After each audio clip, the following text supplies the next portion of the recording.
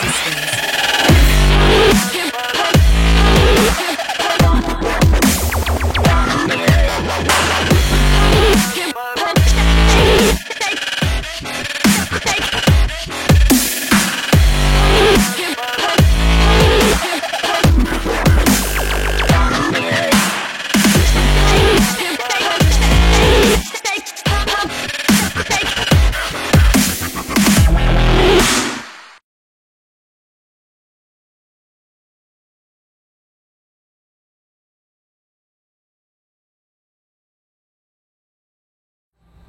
So the next method I want to cover with you guys is repeats. So again, we're going to teach this by example. I send you to the gym, squat 5 reps, but this time in 8 RPE, and we'll talk about why that's different in a second. So 5 reps at 8 RPE, 5% fatigue. Now I want you to do repeats instead of low drop or rep drop. The workup is pretty much the same. I kept the weights the same because for ease of understanding of what we're talking about, but you'll notice that the RPEs are different to align with the different requirement. So 90 for 5 at a 6 RPE, 95 for 5 at a 7 RPE. We're continuing to work up. We get to 100, we do 5 repetitions at an 8 RPE. Perfect, that's our top set. Now we need to assess fatigue. We're gonna do repeats. We already dropped the load, we already dropped the reps. What other variables left for us to manipulate?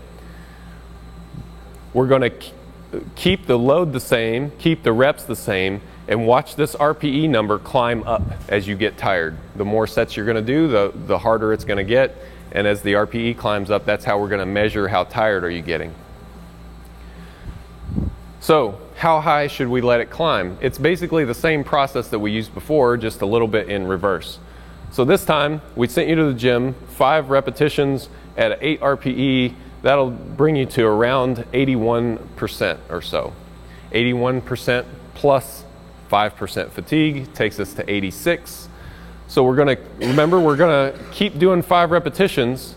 So we're gonna climb up the RPE chart until we get to 86. Now 86 is all the way up here at a 10 RPE, and that kind of pushes our limitations a little bit.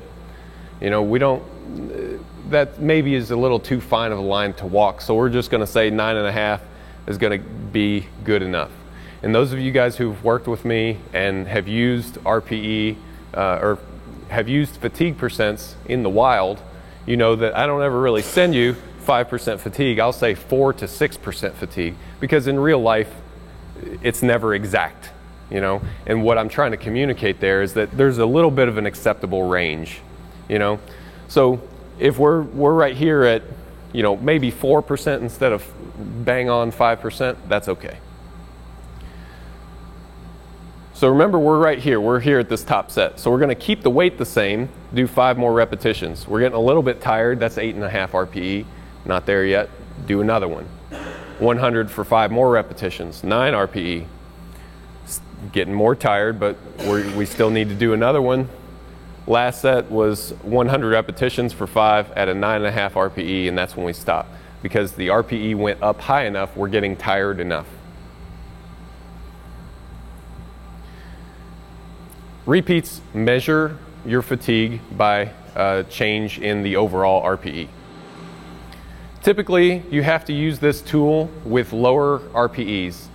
Again, since we're climbing up the chart as you get tired, if you start out doing 5 reps, for your 5 rep max at a 10 RPE, how do you get more tired than that? You know, so you have to you got to give yourself a little room to work, you know, so you need to start out with a little bit lower level RPE. And then this is going to result in higher volume, more sets, more reps than the other methods will lead to. So that's going to be better for your preparatory phases where you're trying to get a little bit of muscle size, things like that. It's hard to determine the effects on overall intensity though, because you have to start out at a lower RPE when you use this tool. So if our normal protocol is 5 reps at a 9 RPE, you know, are we talking about doing 4 reps at an 8 or 5 reps at an 8? So just the math gets a little bit weird when we start talking about intensity. Yeah? Well, it doesn't get where you have to estimate your 1 RM and be like, here's kind of my target hot set, by using the charts? Do you kind of know, like? Yeah, you want to use your estimations to give you a target weight. You don't just kind of work up blind every time. You want to have a target weight, something that you're aiming at, and then we use these RPEs to make those course corrections as you go.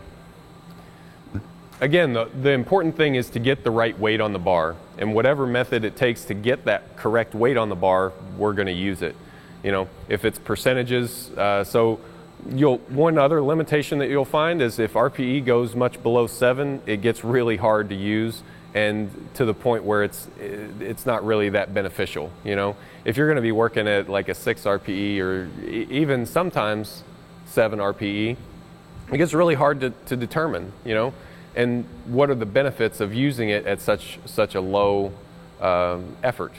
Well, maybe a percentage is an easier tool to use, and maybe there's some benefits to using it in that particular case. So just some things to think about. You get a little bit lower specificity with the repeat method because the weights are a little lower, the RPEs are a little lower, so you're getting a little bit further away from that competition practice. Again, a little bit more difficult to use. You can't use it with high RPEs and stuff like that. So just pros and cons of using this method. Its best use is when your emphasis is on volume and when your emphasis is on practice.